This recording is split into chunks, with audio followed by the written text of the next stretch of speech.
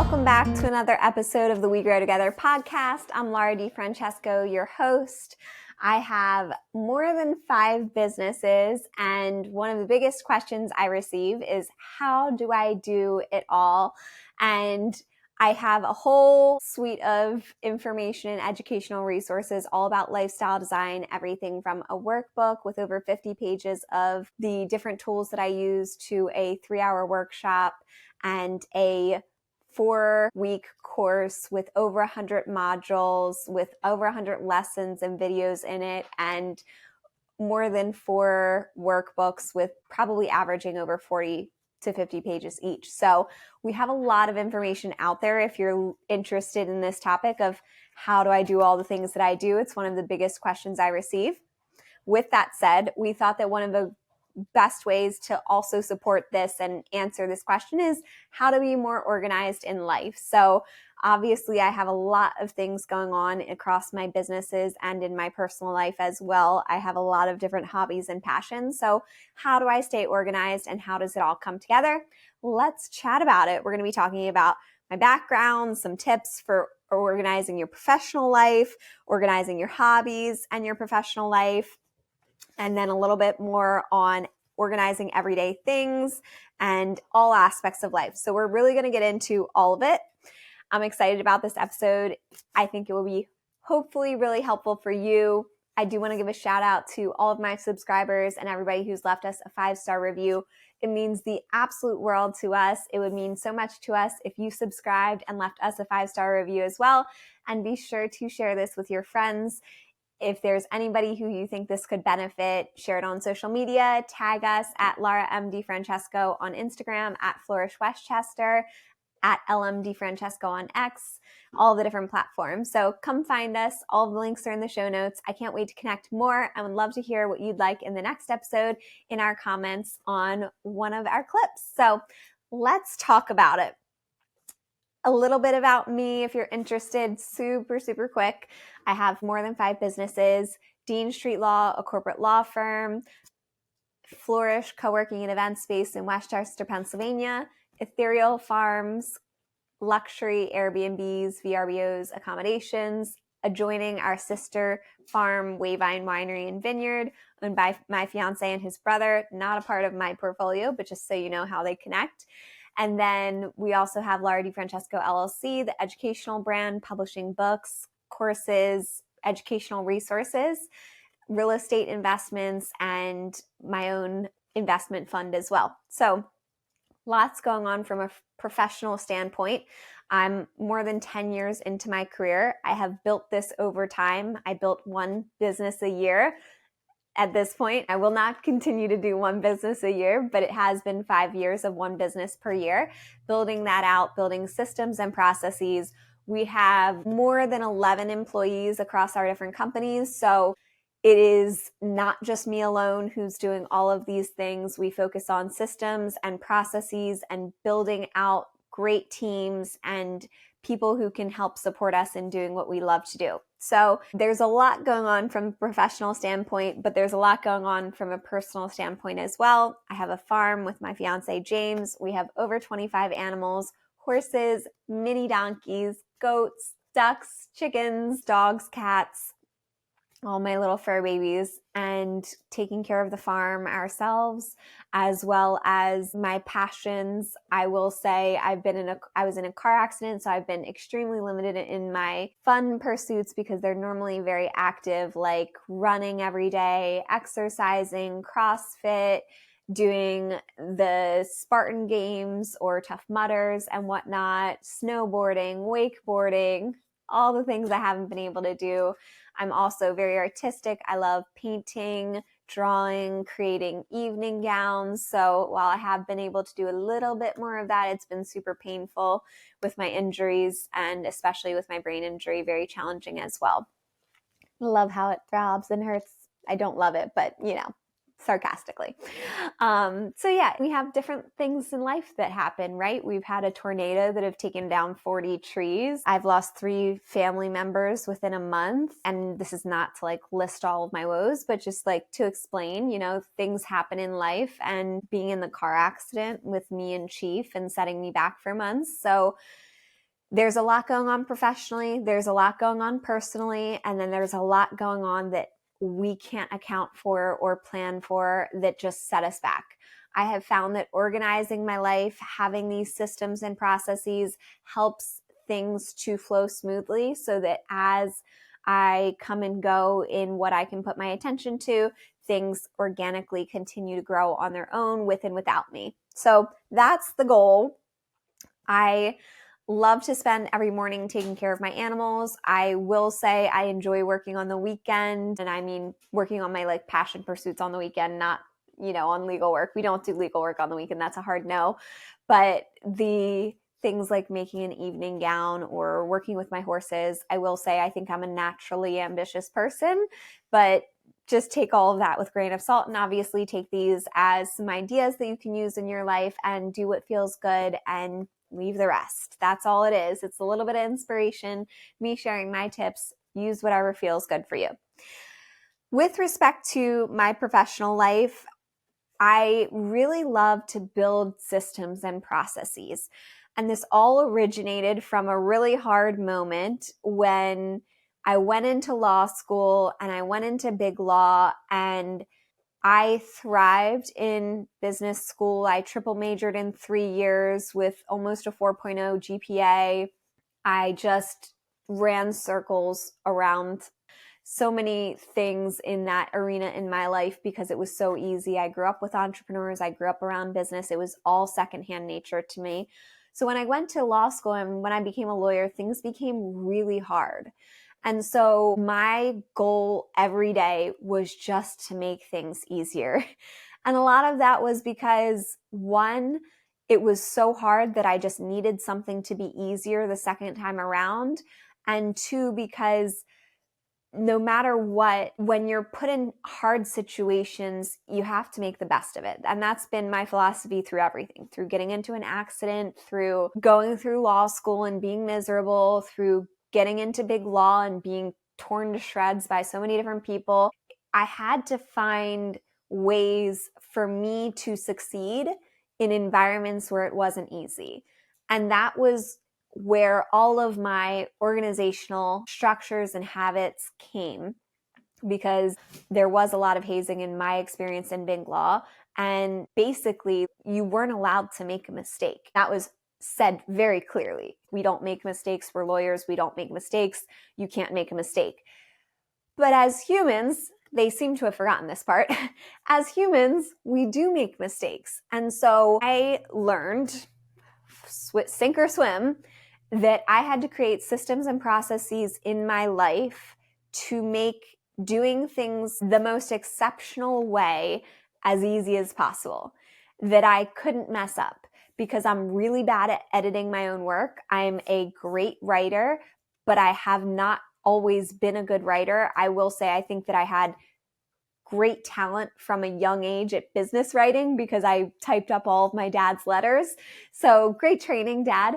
But in terms of writing 80-page articles with citations, I skip over all of these things. And so what I found was systems and processes helped me succeed. And so anytime that I've made a mistake, I've become a student of my work and figured out how I could create a system and process to not make that same mistake. In my teams, every single person submits their work to another person before it comes to me. It gets at least 2 to 3 eyes on it before it comes to me. Everybody should do that. Find someone who's in your work, who you can have work on some things and take a look at your work. You'll take a look at their work. They'll give you an eye on something before it goes to your boss and manager, and then start making lists of your mistakes. And as hard as it is, go back through every single mistake you've ever made. Every single time you're about to turn something in, you will be astonished how good you get. It will be astonishing. And in terms of my businesses, I create standard operating procedures, directions for people to follow so that it is so easy to do the best work that we can. I create checklists and proofreading checklists. My managers have things to look out for. In Dean Street Law, we have our internal proofreading checklists that the person drafting a document has and that the manager reviewing the document has, and then it goes to me for review. So the goal is that by the time it gets to me, it has as few mistakes in it as possible. I do accept that everybody is human, but I want to create systems and processes for success in my business. Checklists, calendars, organizing my time, organizing my systems and processes. These have all helped me become extremely successful in my life and business. In addition to that, I find that information management is one of the most important things that you can do for yourself professionally. So I have a Google Drive. I have naming conventions for how I name documents, folder filing conventions. It should all be intuitive. We also record all of our trainings and upload them to the Drive so that we have a learning management system of dozens and dozens and hundreds of videos. We write down steps for doing everything, standard operating procedures. Those are just a few ways that we keep our business organized. And we also love communication. So we use Slack for communications. We have channels for every different topic. We have channels for different clients. We have channels for PR and marketing, for the podcasts. Everything's organized by topic. And we have procedures and directions for everyone as well. Any task that we do more than once, any task that's repetitive goes on Asana, and that Asana includes in its description how we put together our standard operating procedures, links, examples, checklists, directions, anything that we can do to make it as easy as possible for every single person to do a phenomenal job on our team. That's what we do. Every day I want to get better. I'm an everyday evolution. So my businesses didn't start this organized, but every day I make it my responsibility and every single person on our team's responsibility. How can we be better? What is more difficult than it should be? What can we do to make this easier? Is it more clear? Did we give enough directions? Can we create standard operating procedures so that it's so easy to train the next person on this? What can we do to make business easier for us? That is our focus every single day.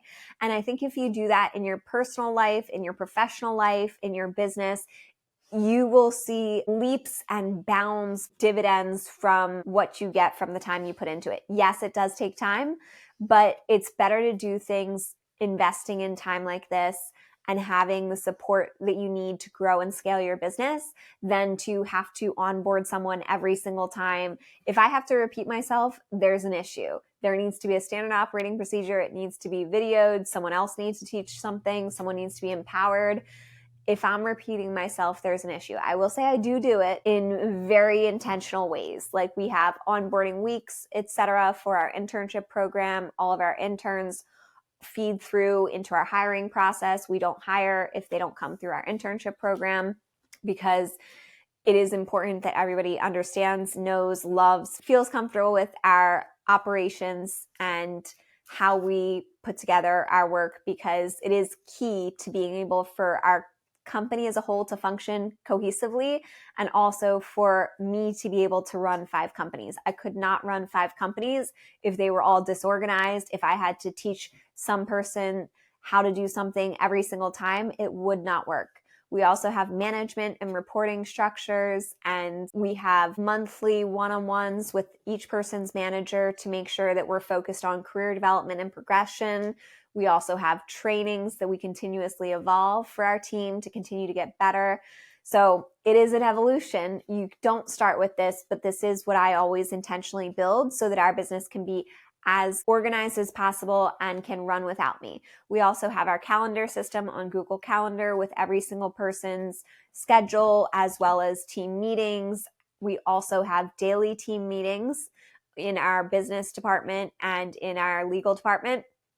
We have weekly project meetings on various projects, things that we can do every other week or once a month. We do that, but we do like to have things at a good cadence so people are turning things in, getting things done, getting things implemented, closing projects off. It is so, so important to finish your work. So many people start things and don't finish them. That's the way that things spiral and die and become disorganized. Close it out, get it done, move on to the next thing.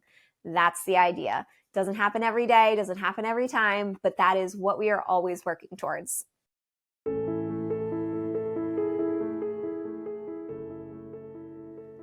The number one question I'm asked is, how do I do all the things I do? So I put this into a course, a workbook, and a workshop where you can find all the little details about how I do this on a daily basis. And I've called it the Wild Ambition Lifestyle Design Course, Workbook, and Workshop.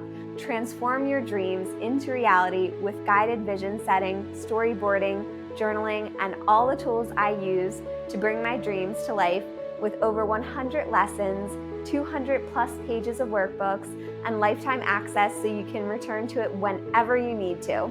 The course itself is that iterative process of how we continue to evolve over time to be the best version of ourselves. If you are an ambitious individual, if you want to make your dreams come true, I think you'll really love Wild Ambition, and I encourage you to check it out in the show notes. Start your journey today. Enroll now to dream and live with wild ambition.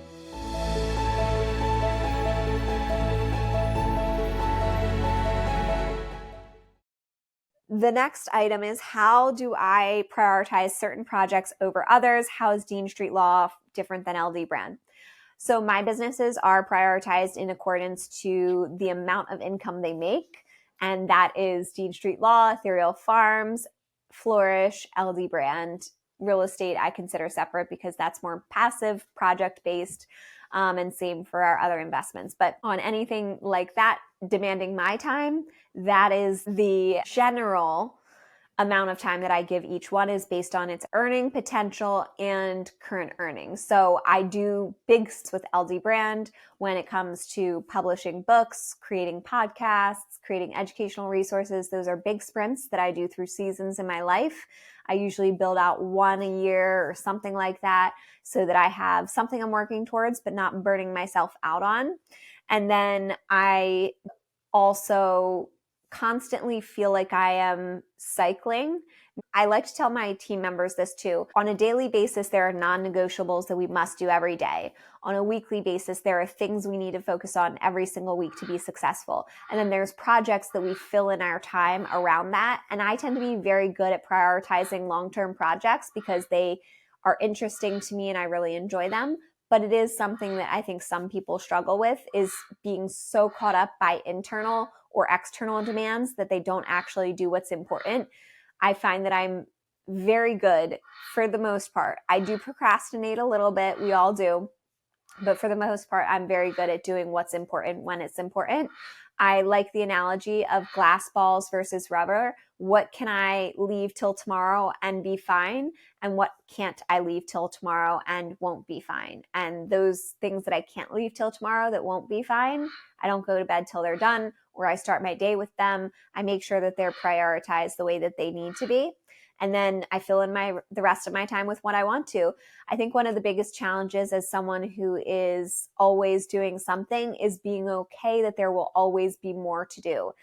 You cannot just not go to sleep because you have more things to do, or not be able to fall asleep, or not be able to relax because you have more to do. There will always be more to do. That's one of the most important things to understand. As a busy person, as someone who's got a lot of ideas, doing a lot of things, there will always be more to do. That is not the rule where you judge yourself by. You don't even judge yourself by how much you get done in a day, because my most quote unquote productive days, I feel like I'm doing absolutely nothing, but I'm moving the needle in a lot of ways. So I never judge my productivity, but I will say I'm probably a highly productive person.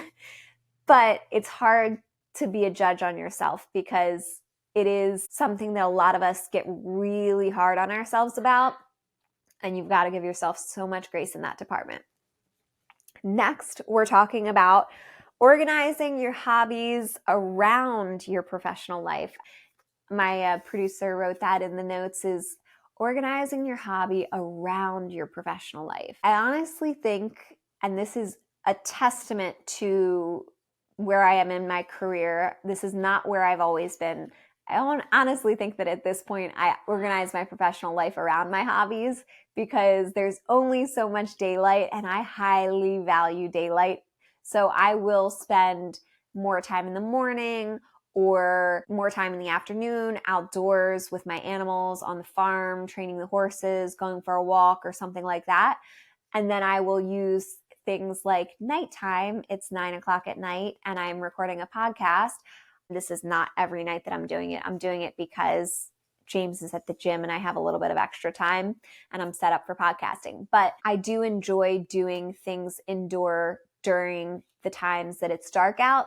I know that that's not the reality for everybody, but I do want to be transparent about where I am. As an entrepreneur, I have a very flexible schedule. I do work when I need to do work, and I do organize my schedule around what makes me happy. And that's horses and the farm and being with my animals and going outside for lunch. I have to say I work really hard. I've been working today since and this is not to brag or anything, but just for perspective, I think I've been working today since 7:30 a.m. So we're at a well over 12-hour day. So, I did go outside. I took care of the animals this morning, probably before 7:30 a.m. and a little bit after. And then I did dinner with James and everything like that. So I've had a lot of breaks throughout the day. I just don't want you to think that I don't work plenty during the day too. I just don't necessarily always work at the traditional times. And I think that that was something really hard for me to do as I became an entrepreneur, because all of a sudden I could do things at non-traditional times.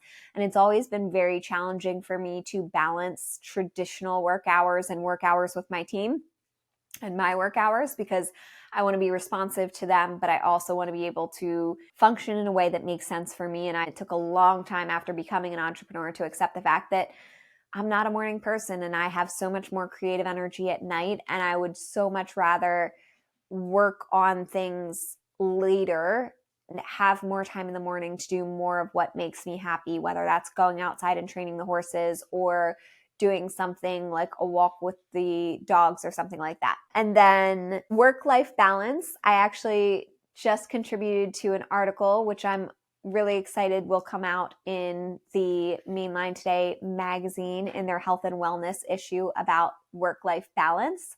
You'll hear in that issue, and if it's available, I'll link it in the show notes, but work-life balance is all about the point of a single moment of balance. And I don't define my life by that single point of balance. I find that it's important to understand where that single point of balance is and where you need to be and how you feel, and if you're thriving or if you're surviving, and what you need to give yourself in order to feel good and be good and do good. But I like to dance around balance. I like to be out of balance in a lot of different ways. I like to be out of balance in my passions sometimes. And then I'm like, gotta reel it in. And then I like to be out of balance in my work too. And I'm so passionate about publishing this book, and I'm working on it quite a lot. And it's okay for me to be out of balance. But that's my opinion. I think what's important for you is to understand where you are, where that point of balance is, and what is most important for you right now.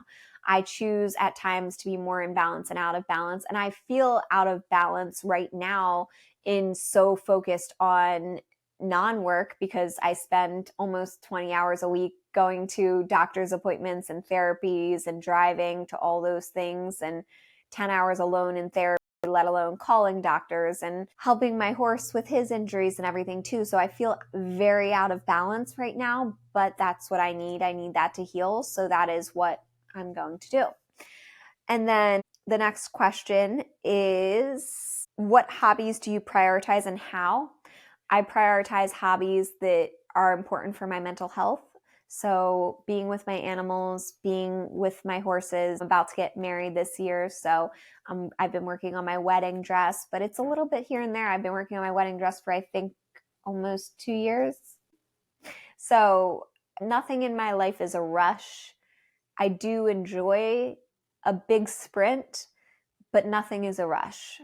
I hope that makes sense, because I don't mind if something takes years or decades to build. I'm okay with that. I enjoy the journey. I enjoy the pursuit.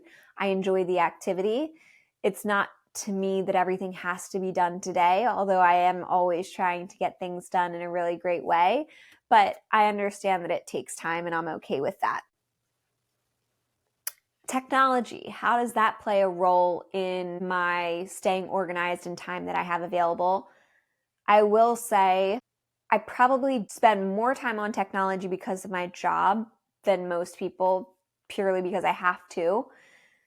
On the other hand, I probably spend a lot less time on technology than most people too.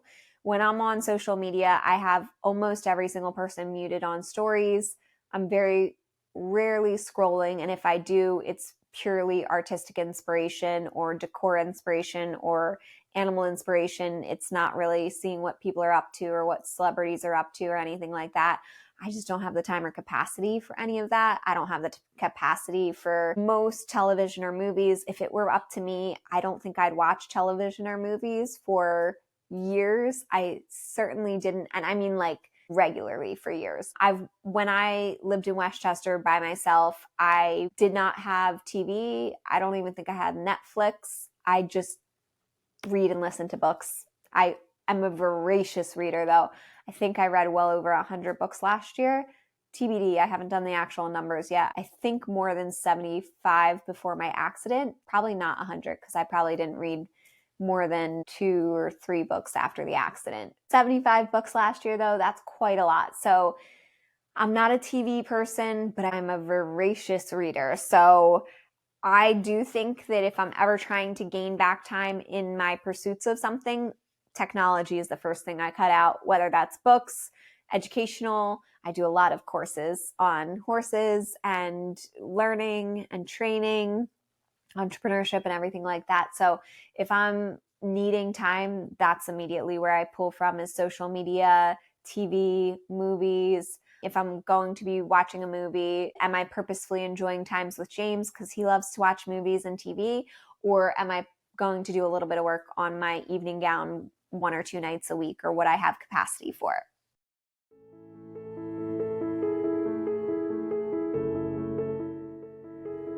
When I was starting my business, I needed a place to create, a place that filled me from the inside out, somewhere that inspired me, helped me make content, a place where I could go to get good work done and host events, gather in community, celebrate one another, host family and friends for gatherings. So I created Flourish co-working space in Westchester, Pennsylvania.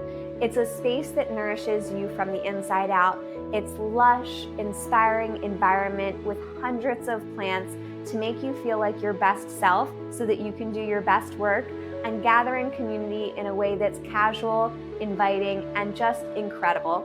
I hope you check it out. If you need a co-working or event space in Westchester, PA, be sure to visit us and book your co-working or event today.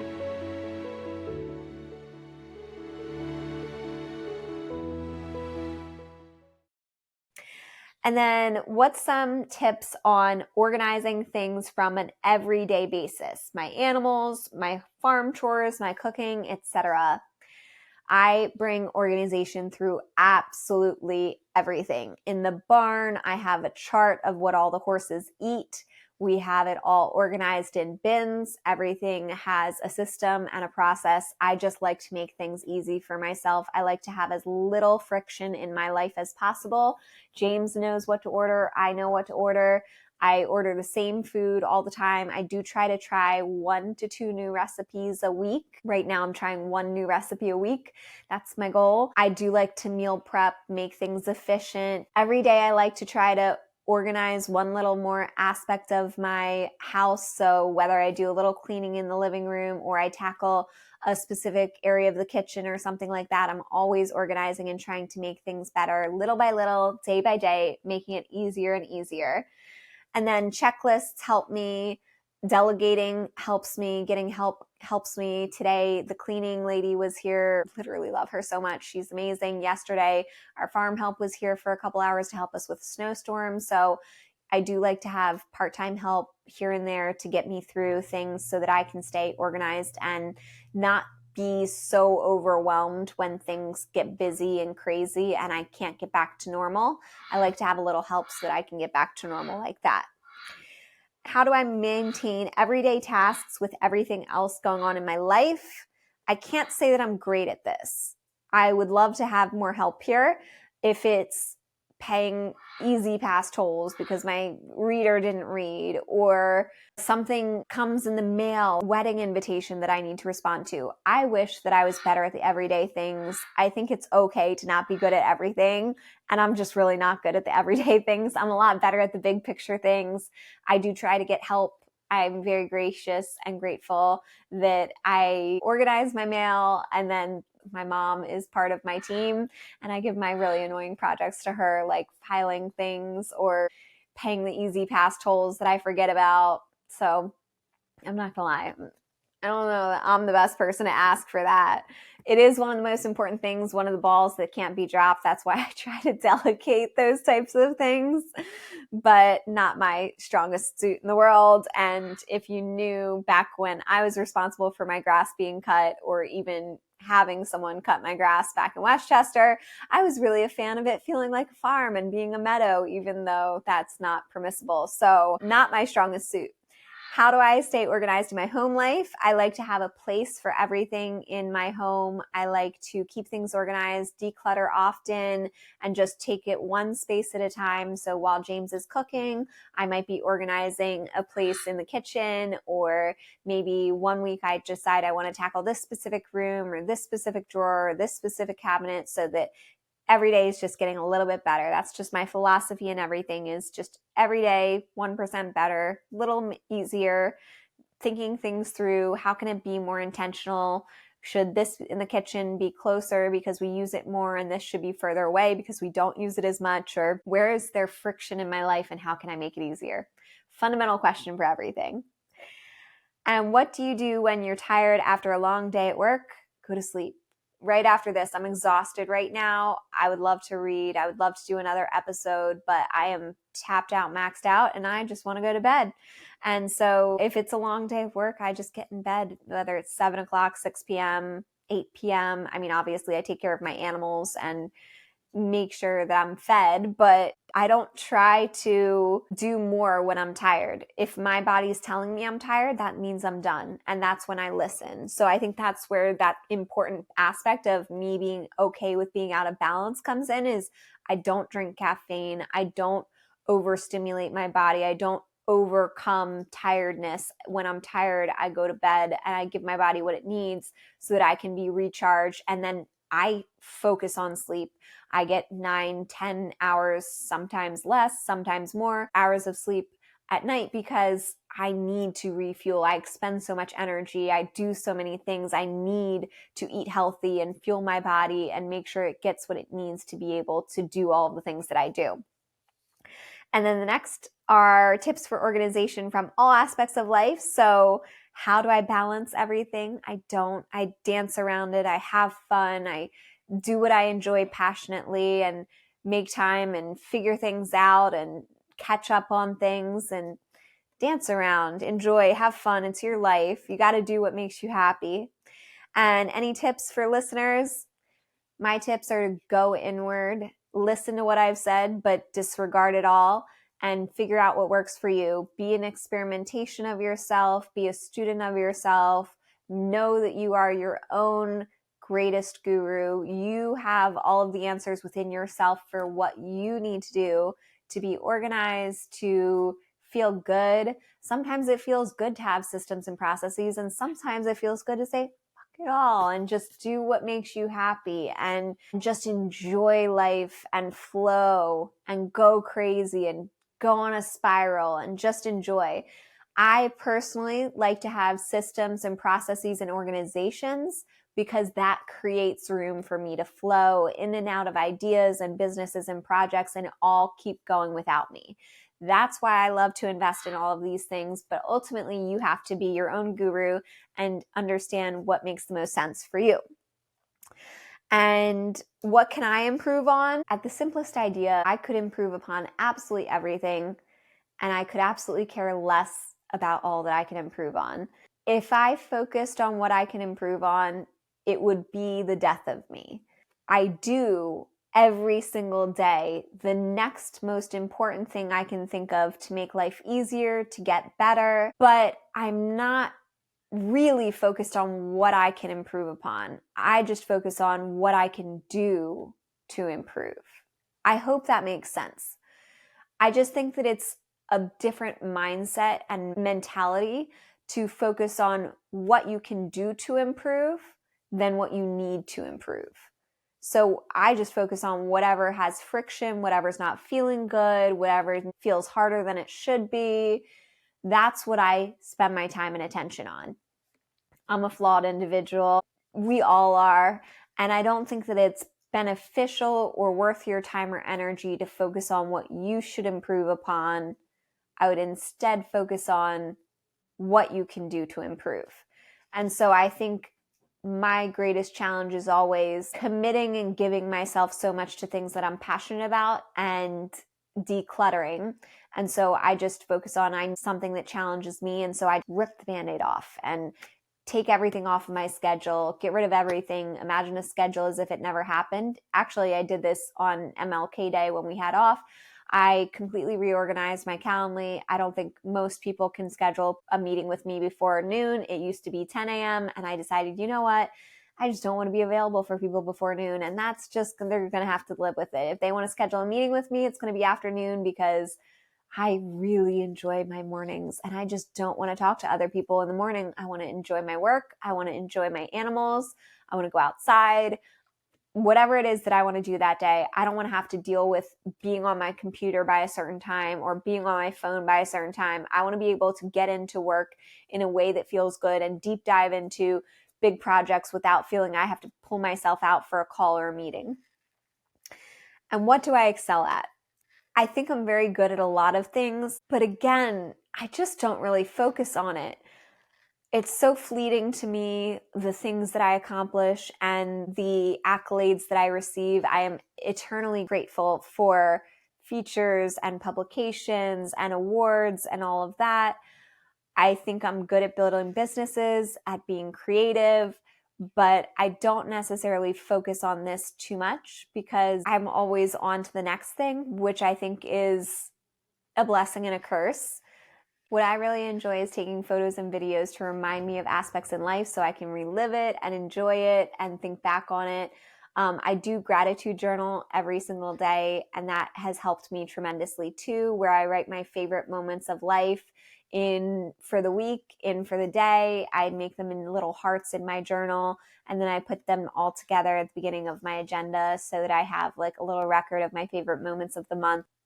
That's not necessarily something I excel at, but it is how I enjoy life. I do think I'm probably pretty good at being organized, having systems and processes, being creative, but not something I spend too much time thinking about.